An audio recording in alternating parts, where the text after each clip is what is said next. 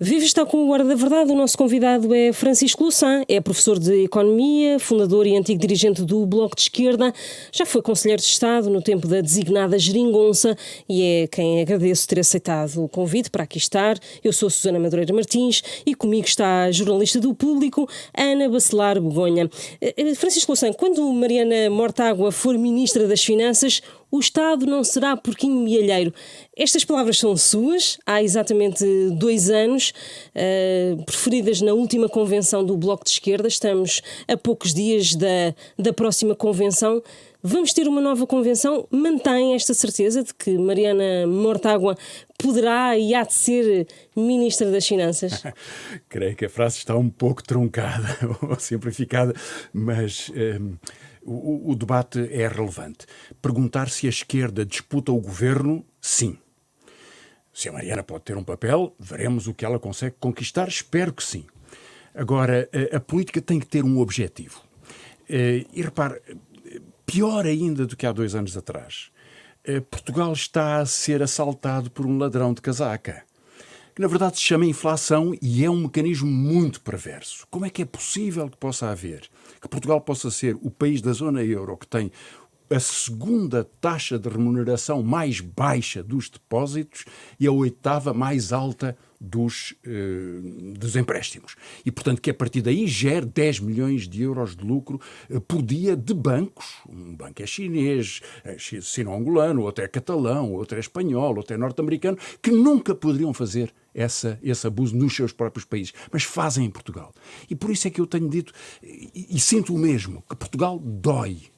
E dói esta forma como somos tratados, como somos desprezados, como os governos, aliás, se conjugam com esta forma de amesquinhar o país. E, portanto, que possa haver uma ambição, uma força que queira mostrar que um governo de esquerda é um governo que traz justiça fiscal e pessoas capazes de lutar pela justiça fiscal, como Mariana Mortágua, eu creio que é uma força, é um argumento fortíssimo, acho que é importantíssimo para sairmos desta espécie de modorra que é talvez o pior elemento da corrosão democrática que estamos a viver. Francisco Louçã, tudo indica que a Mariana Mortágua vai ser eleita a próxima coordenadora do partido já neste fim de semana. Esta transição não podia ter sido feita mais cedo, como aliás pediram os críticos internos? Esta transição só é feita pela conjugação entre a vontade da Catarina Martins, que tivesse querido continuar e assim seria apoiada pelo que eu conheço, do Bloco de Esquerda. Creio que teria um enorme apoio nesse sentido, porque criou uma liderança com um enorme prestígio, com uma enorme capacidade, que sabe enfrentar as derrotas e as vitórias e que soube construir uma força popular para este movimento. Agora, ela entendeu que 10 anos é um tempo suficiente, há evidentemente um desgaste pessoal grande nestes percursos políticos de liderança e disposição permanente e, sobretudo, que há um novo ciclo político e, portanto, antecipar o ciclo político que, veja, não era preciso ter uma demonstração melhor. Já depois dela o ter dito, não foi evidentemente a primeira, essa percepção já estava generalizada, o que nós tivemos de catadupa, de autoflagelação do governo, de dificuldades sociais, de episódios rocambolescos. E não me estou a referir ao Ministério das Infraestruturas, mas o governo ter vindo dizer aos pensionistas que se não houvesse uma redução da sua pensão real no próximo ano, que lhes retirasse 1.000 milhões de euros, então iriam perder 13 anos de estabilidade de garantia do Fundo de Segurança Social, foi uma ameaça de uma indignidade e de uma crueldade. Era falso, era mentira, era uma falsificação. Mas que isto possa ser dito dá uma ideia de como este novo ciclo político se constrói a partir de uma teia de facilidades, de mentiras, de incompetência, de desigualdade social. E, portanto, preparar esse novo ciclo e lançar um bloco de esquerda que possa ser uma esquerda que recupera a sua força, que disputa o terceiro lugar nas eleições com a Iniciativa Liberal e com o Chega, que se mostra capaz de determinar a política, acho que é uma ambição natural, acho que faz parte de um projeto de combate político que espero que seja vencedor. Mas, portanto, acredita que a Catarina Martins fez bem ao deixar agora, neste momento, a liderança do bloco? Acho que é uma escolha inteiramente pessoal. Acho que, como lhe disse, quisesse ela continuar, teria todo o meu aplauso. Quis ela interromper esse processo, eu passei por isso e ao fim de 12 anos ou algo assim, é muito difícil prolongar e reforça muito a capacidade coletiva de um partido perceber que não há lugares que se eternizam ao longo do tempo, que há uma grande competência e capacidade que se aprende, mas que há um tempo próprio, que o princípio republicano não é simplesmente um enunciado romântico, é uma verdade da vida, que é preciso dar lugar a outras pessoas, fazê-las ganhar a experiência, percorrerem os seus caminhos, fazerem os seus erros, aprenderem com as suas dificuldades, e que isso é que faz a renovação sucessiva das gerações e a conjugação de pessoas mais velhas e mais novas que são capazes de levar a cabo um projeto de transformação da sociedade. Isso é muito exigente, é muito duro, é muito consome muito, são anos em que não há um fim de semana com a família, e isso marca. Que a Catarina tenha sido uma heroína para a história do Bloco de Esquerda deste período, só lhe posso agradecer. Em relação a Mariana Mortágua, tem uma relação muito próxima com Catarina Martins. Será uma liderança a ser eleita de continuidade? Sim. Ou não? Sim. Não há um corte radical? Não. Nem é expectável que o seja? Não vejo nenhuma razão para que fosse sequer desejável. A Catarina, o Jorge Costa, o Pedro Filipe Soares, o Zé Soeiro, a Joana e a Mariana Mortágua fizeram parte daquela equipa que conduziu a geringonça nas negociações do dia-a-dia durante 4 anos. Ela acabou em 2019, como é bem sabido, e que depois reorganizou uma capacidade política de intervenção do Bloco de Esquerda nas novas circunstâncias, foi à luta e partilharam esse trajeto. Portanto, há evidentemente uma continuidade política. E partilharam também um resultado eleitoral que levou à redução significativa de deputados do Bloco no Parlamento. Exatamente. Correram juntas e juntos um risco que acho que tinha que ser corrido e que é uma honra para elas que o tenham corrido, que era não aceitar uma negociação fraudulenta, falsificada, enfim, como quiser, com um governo que lhes dizia que não passariam as medidas reestruturantes do Serviço Nacional de Saúde. E era já tão evidente, que ia ser uma questão tão decisiva para a vida das pessoas que fazer disso uma condição para aprovar um orçamento é uma honra para a esquerda. E correr o risco e pagar o preço do desgaste eleitoral que sofreu mostra a capacidade de assumir coerência. Repara o que se passou, entretanto. Foi nomeado um presidente gestor do Serviço Nacional de Saúde, a que, as palavras já dizem tudo, é chamado CEO. E 6 meses depois está bloqueado no Ministério das Finanças a capacidade de constituir uma equipa para aquilo que era a prioridade de todas. Urgências estão a fechar.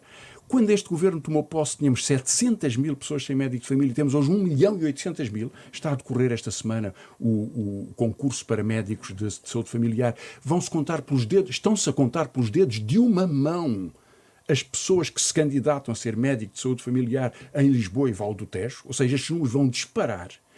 E em tudo isto que se possa pensar que as ideias de António Arnaud sobre a profissionalização, sobre as carreiras, sobre a exclusividade, não eram as mais sensatas e que, em nome disso, o governo dissesse ao Bloco de Esquerda ou aceita abdicar de uma política para o Serviço Nacional de Saúde,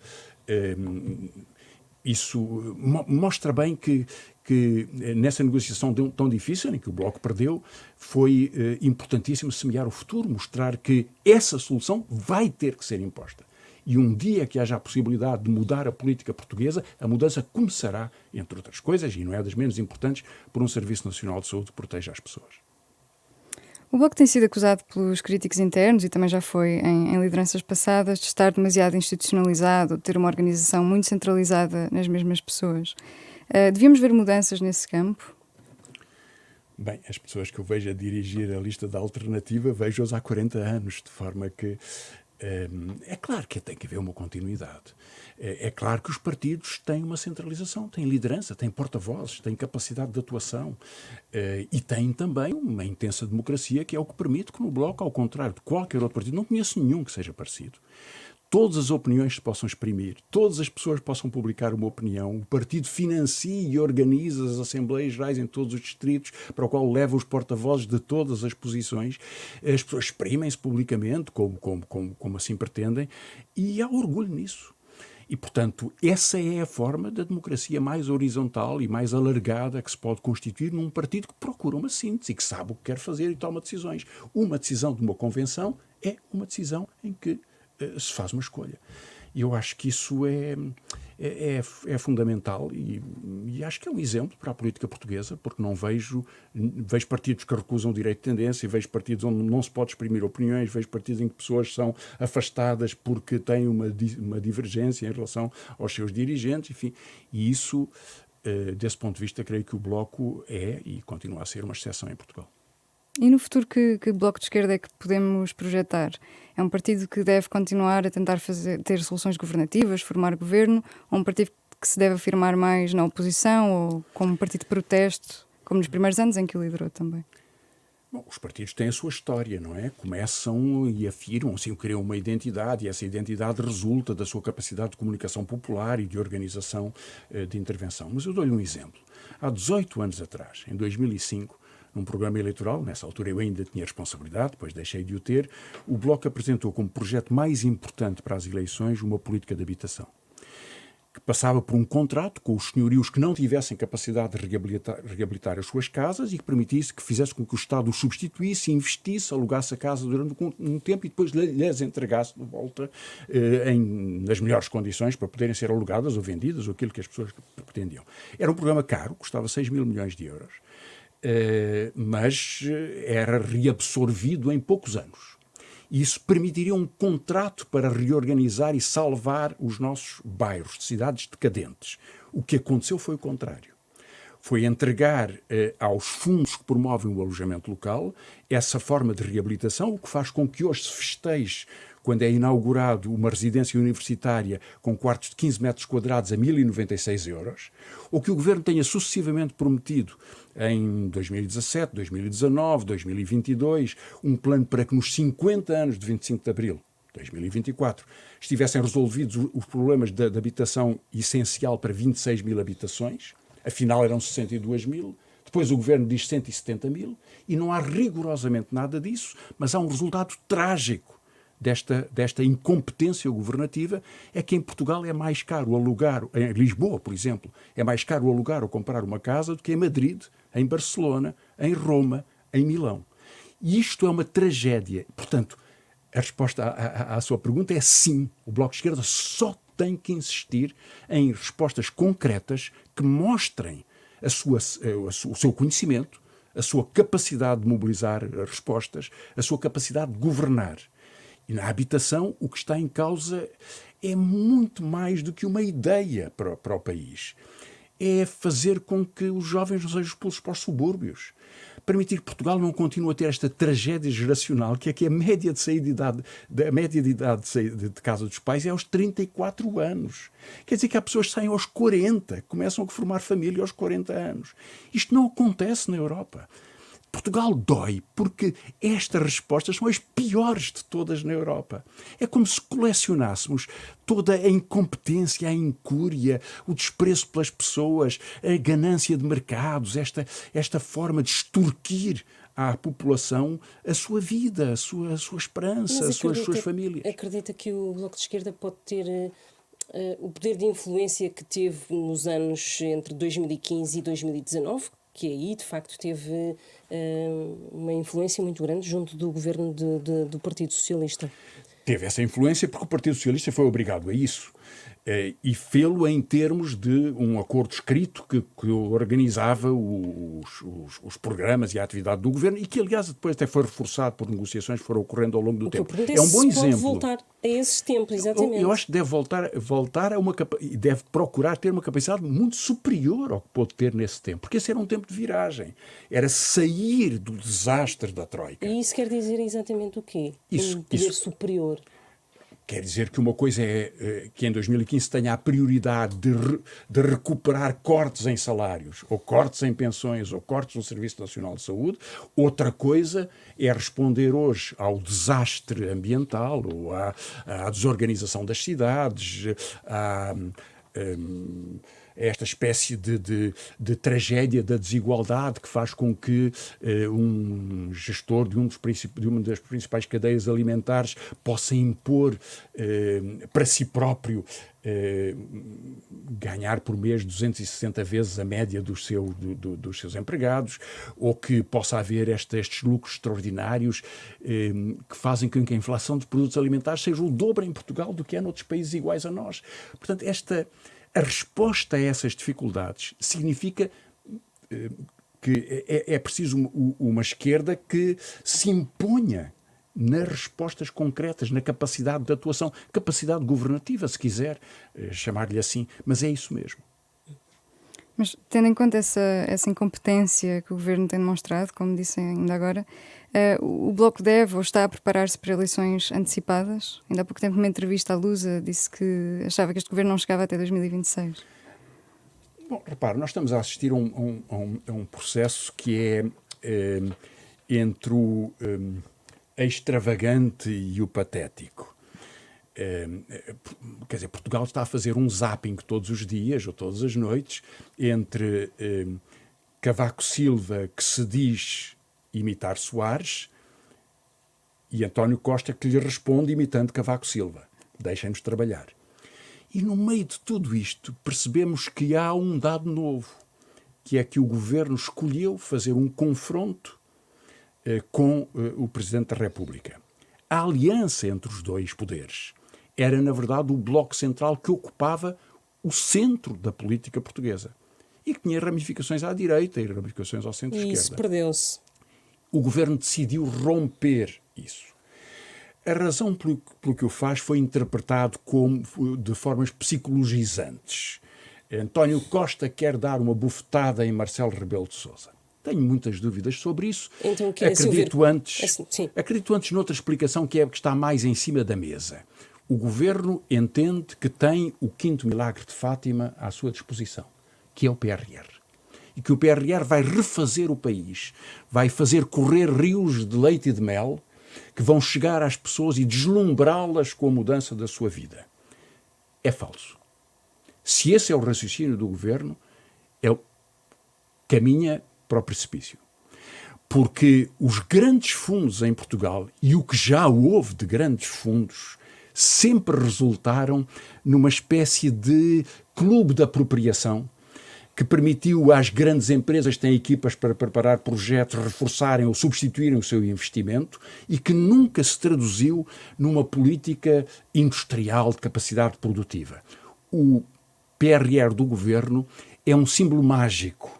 É a promessa de uma magia em vez do investimento e em vez da capacidade de construção e de resposta a problemas, como este da habitação, que significa investimento, como o da saúde, que significa investimento. Isso conta para a vida das pessoas. António Costa, então, cometeu ali um erro político ao afrontar Marcelo Rebelo de Sousa? Eu acho que cometeu um erro enorme ao retirar o seu ponto de apoio, ao criar um ponto de crispação que lhe torna mais difícil continuar a imperar no campo do centro, que era o espaço político, onde ele estabeleceu o medo que lhe permitiu a sua maioria absoluta, e, portanto, isso torna muito mais provável do que até agora que possa haver eleições antes de 2026. E a resposta do Presidente da República tem-lhe parecido exatamente o quê?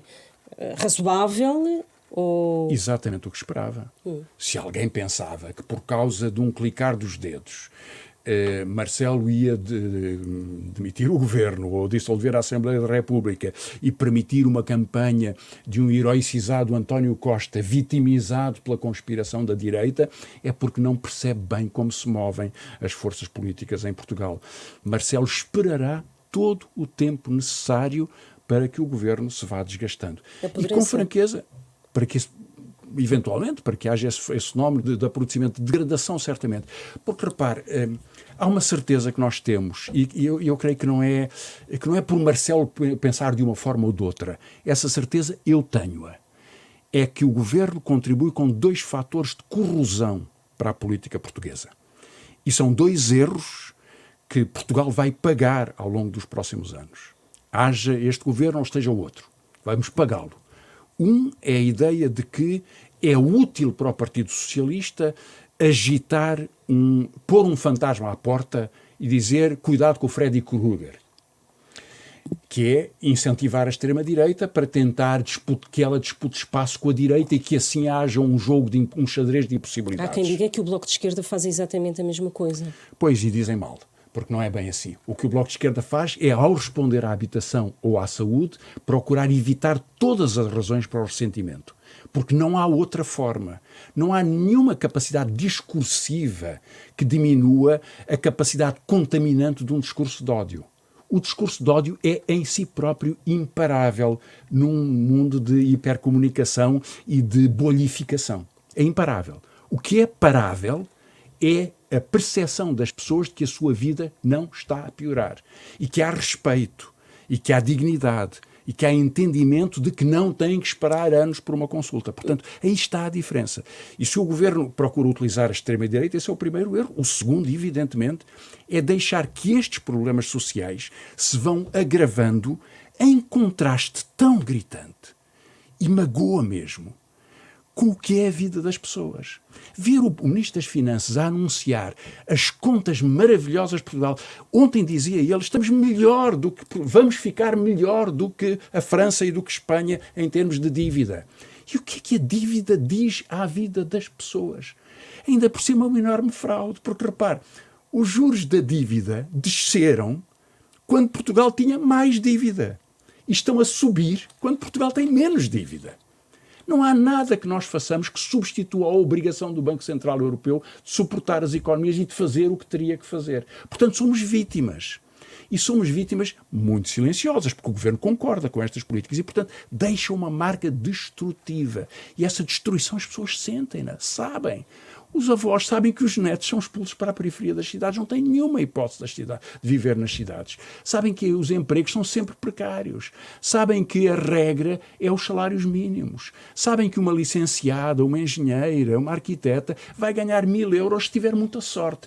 E esse desastre social cria a desagregação, a corrosão da democracia. Há pouco falava de Cavaco Silva, discursou no sábado passado.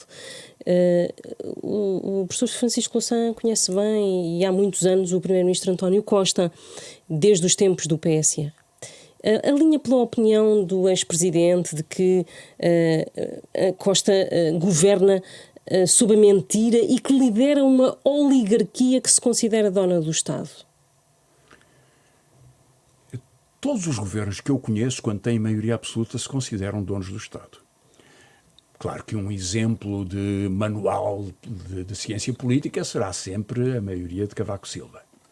Cavaco Silva não ia ao Parlamento discutir com os parlamentares. Ia lá uma vez por ano no debate do Estado da Nação e no debate do Orçamento. Não havia debates regulares. Chegou a ser discutido os corredores em que os jornalistas não poderiam circular dentro do Parlamento. De apropriação do Estado, ficamos bem conversados. Essa tensão existe em todas as maiorias absolutas. As circunstâncias é que podem mudar. Esta maioria absoluta teve que aceitar uma comissão de inquérito sobre a TAP. Eu lembro-me de uma maioria absoluta do Partido Socialista que, tendo aceitado uma comissão de inquérito sobre um banco, proibiu todas as audições de testemunhas. Não podia haver testemunhas. A comissão de inquérito fechava, ouvindo-se o ministro e ponto final.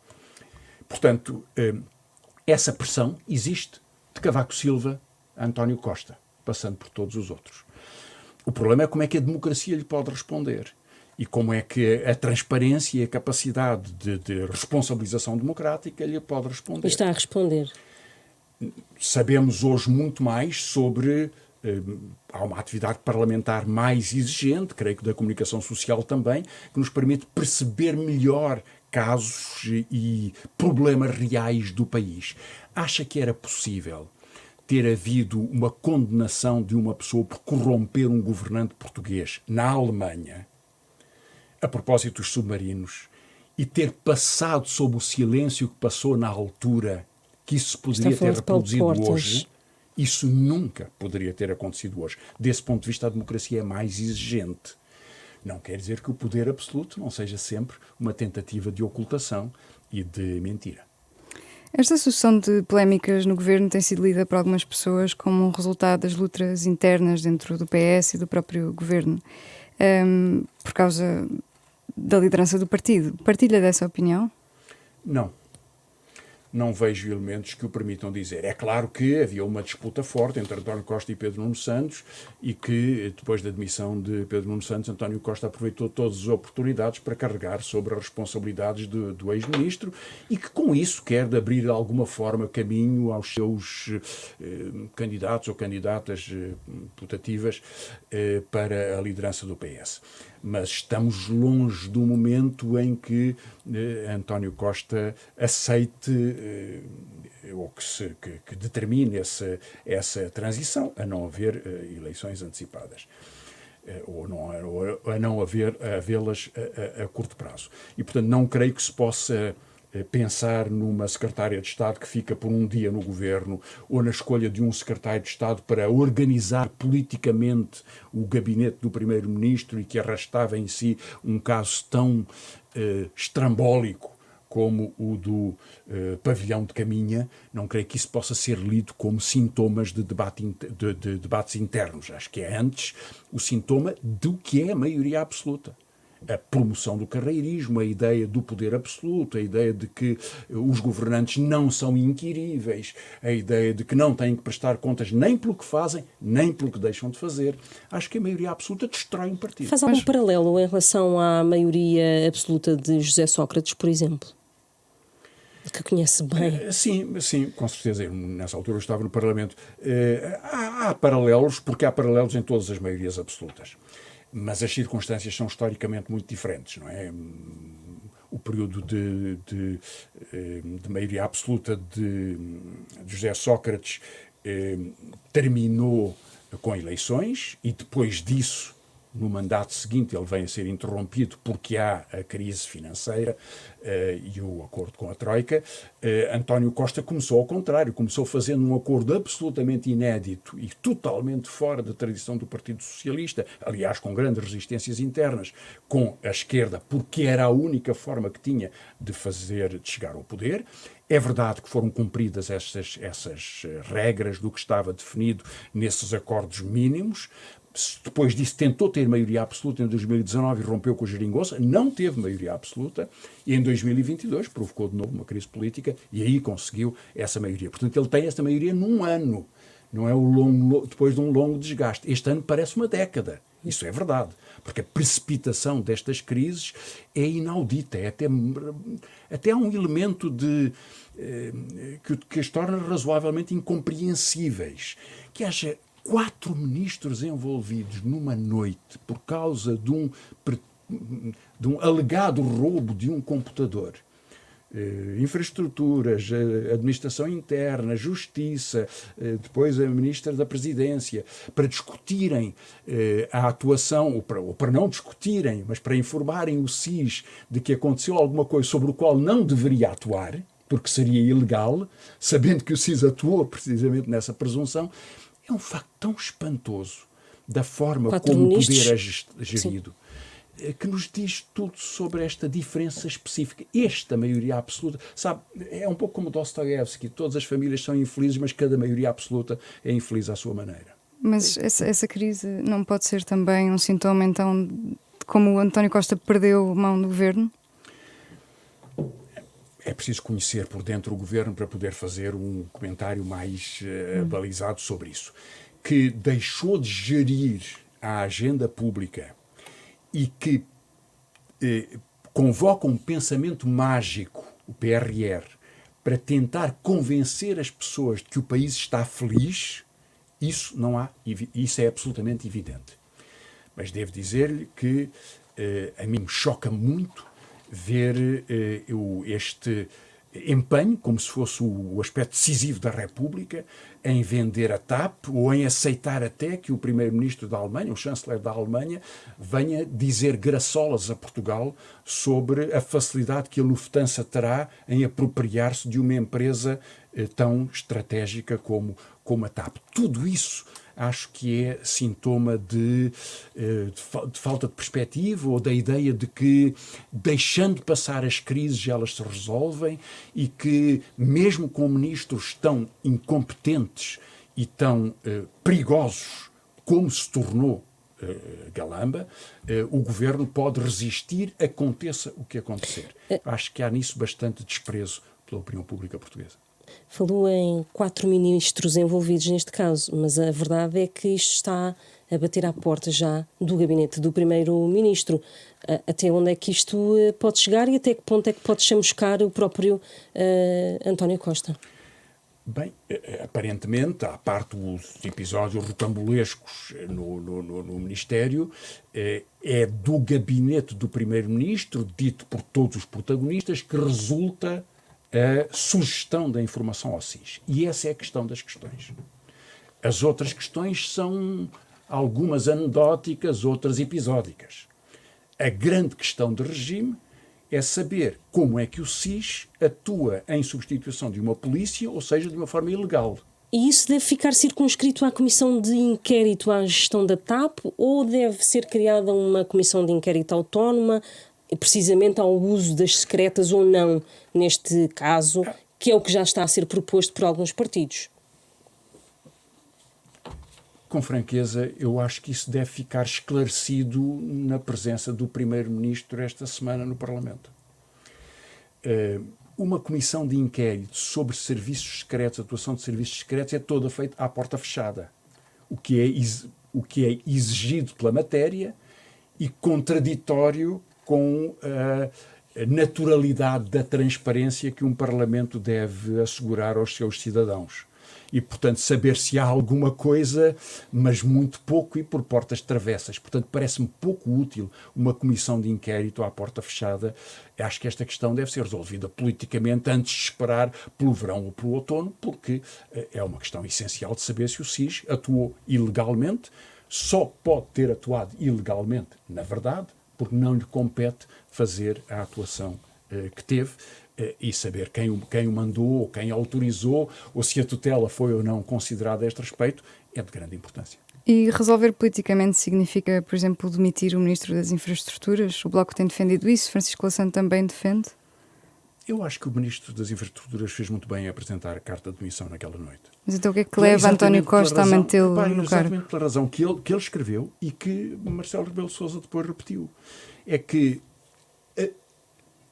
podendo-se admitir que ele não tivesse nenhuma responsabilidade direta nos incidentes e na forma como eles explodiram, entretanto, a tutela política daquele Ministério e a escolha das pessoas e a condução do que elas fazem nestas circunstâncias é sempre do Ministro.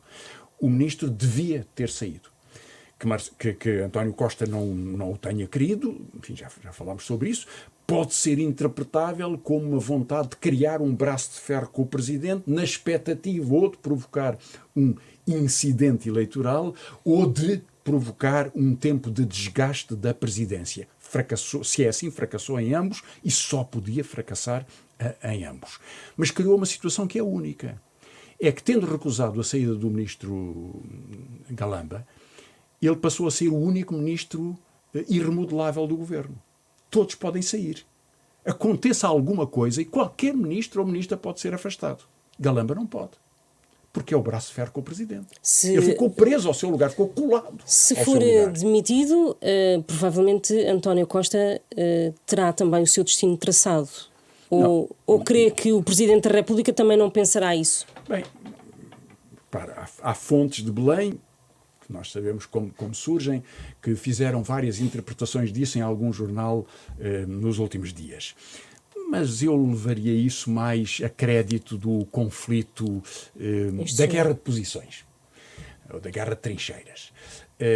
A verdade é que, para Galamba ser demitido, é ele que se demite e o Primeiro-Ministro que aceita, ou o Primeiro-Ministro toma a iniciativa de o demitir, coisa que já devia ter feito, ou devia ter aceitado a demissão. O Presidente, não, obviamente, não toma decisões sobre, presumo eu, sobre a dissolução da Assembleia da República em função da estabilidade ou da substituição de um ministro ou de outro. Não é assim que a República não funciona na base de jogos de escondidas. Portanto, a avaliação de uma eleição antecipada tem que decorrer de motivos grandes para a República e imperativos para a República e não de ajustes de contas entre pessoas zangadas. Há essa contabilidade do quão desgastadas estão as instituições para o normal funcionamento dessas instituições. Essas contas ainda não estão esgotadas. Portanto, continuamos no regular funcionamento das instituições. Essas contas são sempre jogos de interpretação política. Porque, evidentemente, o Tribunal Constitucional está de pé e, evidentemente, o Governo emite decretos, são tomadas decisões, a República não está em perigo, a República não está a cair, está magoada, está a sofrer. E está a sofrer por razões que não têm nada a ver, ou muito pouco a ver, com as atribulações de um ministro e com uma espécie de... enfim, muitas pessoas interpretarão isto como uma espécie de criancice a substituir a responsabilização política de quem devia ter um sentido enfim, da sua função acima de qualquer trica. E, portanto, hoje não se compreenderia, um ano depois das eleições, que houvesse uma espécie de roleta russa para uma convocação eleitoral. E, no entanto, não faltam razões para que se queira mudar de governo. Não faltam razões, mas essas razões são o SNS, são a política da habitação, são as pensões baixas, são haver mais de 1 milhão de pessoas que têm 554 euros por mês. Essas razões estruturais exigem medidas estruturais, políticas estruturantes, respostas fundamentais. E acho que isso é que mobiliza, ou deve mobilizar, uma esquerda de alternativa e de capacidade de proposta e de capacidade de resposta nestas circunstâncias. Mas umas eleições antecipadas prejudicaria o Bloco de Esquerda, ou não? Eu acho que se houvesse eleições antecipadas, o Bloco de Esquerda elegia o dobro dos deputados. Não se prejudicava nada, acho que deve estar preparado, acho que ganharia muito com isso. Mas quanto mais tempo passar, melhor para o Bloco. Eu acho que os partidos não devem fazer esse tipo de cálculos. Para se consolidar. Consolida-se, claro, é bom para a Mariana ter alguns meses, mas com franqueza, se amanhã houvesse eleições as pessoas não a conhecem. Claro que conhecem, foi cabeça de lista em Lisboa, é das personalidades mais conhecidas e mais queridas do povo de esquerda em Portugal. Não havia nenhuma dificuldade desse ponto de vista, mas o problema não é esse. O problema é que Portugal precisa de ter a capacidade de gerar alternativas que sejam suficientemente fortes, precisam de ter o debate, a mobilização, a reorganização política. Se o debate das próximas eleições for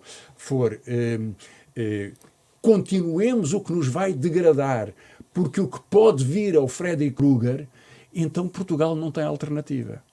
E é preciso criar essa alternativa, é preciso criar a confiança, a certeza de que de umas eleições sai uma política de habitação que evita a destruição da vida familiar dos jovens. O que é uma política sobre as pensões que não assusta os pensionistas com mentiras, mas que lhes dá a possibilidade de terem vidas dignas. Acho que isso faz tanta diferença numa democracia, na qualidade da vida das pessoas. Gostava de voltar um bocadinho lá atrás à convenção e perguntar-lhe se o Bloco, entre sábado e domingo, deve definir objetivos eleitorais europeias, legislativas, ou isso deve ser feito mais em cima das eleições, da data das eleições? Se se está a referir à escolha de candidaturas, certo, creio que é cedo para que isso aconteça. E resultados? Acho que deve ter objetivos. Neste momento, sim, anunciados desde já. As eleições europeias são daqui a um ano, um pouco mais de um ano. E que objetivos é que deviam ser definidos? Tenho muita curiosidade e muito interesse em saber o que é que os dirigentes Mas do Bloco, nesta como convenção, sabe, eu não sou. sim, não é dirigente, mas nesta convenção gostava de ouvir já uma projeção. Com certeza que sim. Acho que o partido deve dizer o que a disputa que quer fazer, como se vai colocar, com que linhas de força, com que argumentos. Com que resultados? Com que resultados, com que objetivos. Acho que deve ser assim. Até porque as eleições são uma batalha política importante. Repare que há divisões novas, até um pouco surpreendentes no campo das esquerdas e no campo político. Eu, há um ano atrás, depois de tudo o que foi a batalha pela autodeterminação da Palestina, ou pela batalha pela autodeterminação do Sahara Ocidental contra a traição que o governo espanhol veio impor com as suas negociações com Marrocos, não esperaria que pudesse haver forças de esquerda que viessem dizer que a Ucrânia não tem direito à autodeterminação e que o país que é útil para a política mundial que um país seja invadido e que as suas cidades sejam bombardeadas. Eu não esperava que pudesse haver na esquerda quem dissesse isso. E, portanto, acho que esse debate deve ser feito. Partido Comunista Português. E de muitas outras forças que acham que eu ouvi até o argumento mais extraordinário de todos, que é que a agressão de Putin é uma agressão, mas não é tão grave assim por não ser imperialista, e temos que convencer ele próprio, que diz que quer reconstituir o Império Czarista, porque é o que ele diz, que não é bem isso que ele está a fazer. E, portanto, que pode ajudar algum campo da esquerda. Acho isso trágico. E, portanto, acho que há debates da política europeia, da política mundial, e é o debate mais importante de todos. O que é que vai ser uma Europa cuja política de juros está a destruir as famílias europeias, cuja política de imigração está a criar uma mortandade no Mediterrâneo. Eu acho que há política importante para o debate europeu que vale a pena desenvolver. Mas falando de eleições, acredita que Catarina Martins ainda pode ser um ativo eleitoral? Ou o próprio Francisco Louçã poderia candidatar-se a um cargo, às presidenciais, por exemplo? Acho que a Catarina é muito jovem, acho que terá um papel muito grande, e espero que ela venha a ser interveniente política e candidata em outras disputas eleitorais. Imagina em quais? Não. Já sabe, aí alego a minha objeção de consciência. Não, são escolhas que são políticas de coletivo, mas são também muito pessoais, e qualquer opinião que eu pudesse dar a esse respeito era uma forma de condicionar a Catarina. Enfim, eu adoro a Catarina, era o que faltava, estar agora a fazer sugestões. Ela ainda não teve um dia de descanso, só na próxima segunda-feira é que tem o seu primeiro dia de descanso em 10 anos, e que viesse eu agora a atrever-me a dizer-lhe o que é que ela tinha que ocupar nos seus ócios com as suas filhas, enfim. E o Francisco Louçã já fechou a porta a candidaturas? Sabe, essa é a pergunta mais traiçoeira de todas, porque nunca se pode dizer nem que não, nem que sim. Eu gosto muito da luta política, não tenho nenhuma responsabilidade de direção no Bloco, que acompanho com todo o gosto e com todo o empenho nos últimos 12 anos. Não fui candidato a nada, embora tenha tido um cargo público no Conselho de Estado, até o PS ter tido maioria absoluta. Mas, enfim, não fui candidato a eleições, não tenho nenhuma pena de não ter sido, não tenho nenhuma ansiedade por ter sido, não tenho nenhuma ambição de vir a ser, e acho que para as disputas eleitorais que estão no horizonte, acho que há pessoas tão qualificadas que me dispensam de pensar nisso. Então, e para as presidenciais? Podia pensar nisso? As presidenciais estão muito longe. Agora, é provável que haja candidaturas muito fortes que me possam entusiasmar. Quais? Logo veremos. Mas à esquerda, que não dentro do Bloco? Dentro do Bloco ou fora do Bloco, acho que isso são opções que ainda estão por tomar, ainda haverá, depois desta convenção haverá outra, haverá ainda muito debate sobre isso. Serão eleições muito disputadas, porque não são eleições de continuidade, em que o Presidente é sempre reeleito, é uma das leis de bronze da política portuguesa, e em que de Durão Barroso a Santana Lopes, ou enfim, até acho que esgotaria o tempo desta entrevista em fazer-vos uma listagem de todas as candidaturas de candidatos e candidatas. Já são tantos, mas será uma disputa importante, mas terá o seu tempo. Ainda sobre presidenciais, gostava de perguntar-lhe se a esquerda devia procurar um candidato comum às presidenciais, à semelhança até do que aconteceu em 2011, em que o Bloco chegou a apoiar a candidatura de Manuel Alegre. Era José Sócrates líder do Partido Socialista. Sim, Manuel Alegre tinha uma trajetória de afirmação política importante à esquerda, estabelecendo pontos, mas até lhe dou um outro exemplo. O Bloco de Esquerda, enfim, na formação do Bloco de Esquerda está uma história que é o apoio unânime de todas as suas componentes futuras à candidatura de Jorge Sampaio, que na primeira volta ganhou contra Cavaco Silva. Eu tenho muito orgulho de ter feito essa escolha, porque nessas eleições... 3, então. Bom, nessas eleições não havia nenhuma alternativa, todas elas são diferentes. Agora, nesta eleição, deixe-me chamar-lhe a atenção para que o Partido Socialista já tem um candidato. É um candidato inviável, mas é um candidato. Está a falar de Augusto Santos Silva. Agora, Porquê é inviável? Porque não é viável. Porque não tem a capacidade de juntar o conjunto do povo de esquerda, de o entusiasmar, de o mobilizar e de se mostrar como uma alternativa. Enfim, se assim fosse, ao fim de um ano, já teria aparecido nas sondagens, não é? Já teria dado algum sinal. E não parece que isso possa acontecer. Em todo caso, enfim, se há uma ressurreição dessa candidatura, ou se há mudanças de circunstâncias, ou se há outras candidaturas mais fortes, espero bem que sim, isso veremos nos próximos anos. Repare que estamos a viver um tempo em que somos consumidos pelo dia-a-dia. Somos entretidos por este zapping, como lhe disse, com problemas sociais que estão a estruturar e que, quando chegar o dia das eleições presidenciais, serão muito mais graves do que são agora. Portugal hoje é uma Disneylândia do turismo. O único projeto económico que há para Portugal é o turismo. E, portanto, o imobiliário e a sua finança. E isto tem um tal custo social, um tal custo para as famílias, um tal custo para a vida das pessoas, para a esperança delas no seu país, que só pode provocar fraturas. E que haja alguém, alguma mulher ou algum homem, alguém que possa responder a estas dificuldades e apresentar-se primeiro nas eleições legislativas, porque será assim, e depois nas eleições presidenciais, enfim, quem for, isso é decisivo para combatermos a corrosão da democracia. Espero que isso aconteça, espero, enfim, auxiliar com as forças que tenho o que puder para isso, e que se encontrem os caminhos para esse começar de novo, esse lançamento da esperança, essa mobilização popular, esse entusiasmo e essa alegria que tem que ser a característica da esquerda. Mas isso significa que para o Bloco neste momento é impossível trabalhar com este PS e que estão à espera de novas lideranças, se calhar mais à esquerda? Não, significa só realismo. Este PS não quer trabalhar com o Bloco de Esquerda nenhum. Mas um PS liderado por Pedro Nuno Santos, se calhar já quereria? Susana, mas eu não sei se Pedro Nuno Santos vai liderar o Partido Socialista, e era o que faltava, que estar em declarações públicas a fazer comentários ou sugestões sobre quem deve ser o candidato a eleições que ainda não existem dentro do Partido Socialista ou sobre o seu resultado futuro. É o que for. É o que for. Agora, que será com alguém depois de António Costa que se discutirão as próximas eleições legislativas, não tenho nenhuma dúvida. Se isso facilitará ou não, não sei.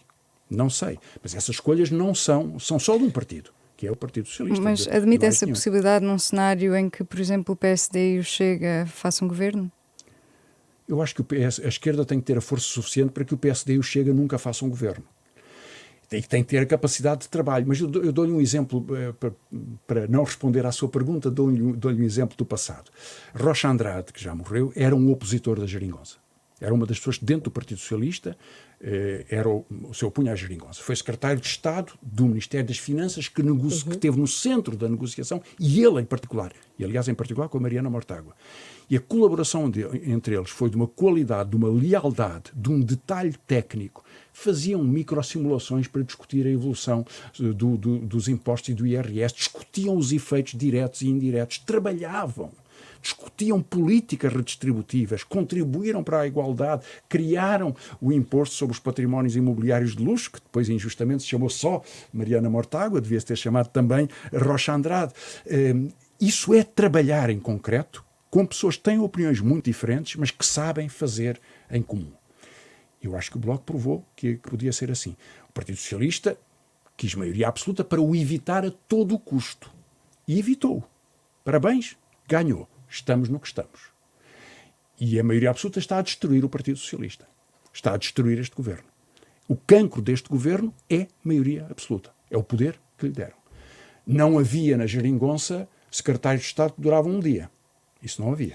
Agora há. Então, se tivermos António Costa, se houver... Estamos no campo da especulação, bem sei, mas se houver eleições antecipadas e se António Costa de facto for de novo candidato e vencer as eleições, enfim, será ele o primeiro-ministro e o Bloco terá aí de trabalhar com a mesma pessoa ou não? Trabalhar ou não? Acho que está um dia demasiado bonito para me estar a pedir que faça António Costa costuma dar essa cenários uns resposta atrás também. de outros. Exatamente, está um sol tão bom lá fora para fazer perguntas sobre cenários, sobre coisas que não existem, candidaturas que não existem, eleições que não existem. Enfim, será o que for. Será o que for. A política vai se determinar por escolhas e ninguém faz escolhas sozinho. E há uma disputa política em permanência. O que lhe digo é que, desgraçado do nosso país, se continuarmos a sacrificar famílias e gerações com uma política de habitação que tem como único sentido a especulação imobiliária e com políticas sociais tão cruéis e tão desinteressadas das pessoas. E essa grande mudança, eu acho que é a democracia, é a força da democracia, isso é o que determina o futuro da esquerda. Francisco Louçã, só regressando à comissão de inquérito, Mariana Mortágua ter saído agora da comissão pode prejudicar o Bloco? Não, porque é que havia de prejudicar? Por ser uma figura que tem notoriedade, que sempre se deu bem nas comissões de inquérito. Repare, a comissão de inquérito significa estar terça, quarta, quinta e sexta até às 10 da noite ou às 2 da manhã. E a Mariana, que tem uma grande capacidade de trabalho, tomara eu ter a mesma, não pode estar simultaneamente a percorrer o país como líder de um partido, caso seja eleita, e a organizar reuniões e a preparar a sua atividade parlamentar normal e a estar numa comissão de inquérito. Ela nunca faria o papel ridículo de André Ventura, que quis entrar para depois sair a meio e ir jantar. E, portanto, é preciso... Quer dizer, nem a Mariana Mortágua tem o dom da ubiquidade, não pode estar em dois lugares ao mesmo tempo, portanto saiu tarde demais até, penso eu, porque esperou até uma semana antes da convenção e, enfim, manteve esse ritmo. Porventura devia ter até saído mais cedo. A substituição por Pedro Filipe Soares é uma substituição de enorme prestígio, é o líder parlamentar mais experimentado do Parlamento. É o homem mais preparado de liderança parlamentar naquele Parlamento e deu provas magníficas a esse respeito e só lhes dou os parabéns por isso. Está terminado este Hora da Verdade. O nosso convidado foi Francisco Louçã, fundador e antigo dirigente do Bloco de Esquerda, partido que terá a sua convenção para eleger o líder no próximo fim de semana. Mais uma vez agradeço a sua disponibilidade para estar aqui. Regressamos na próxima semana. Agradeço.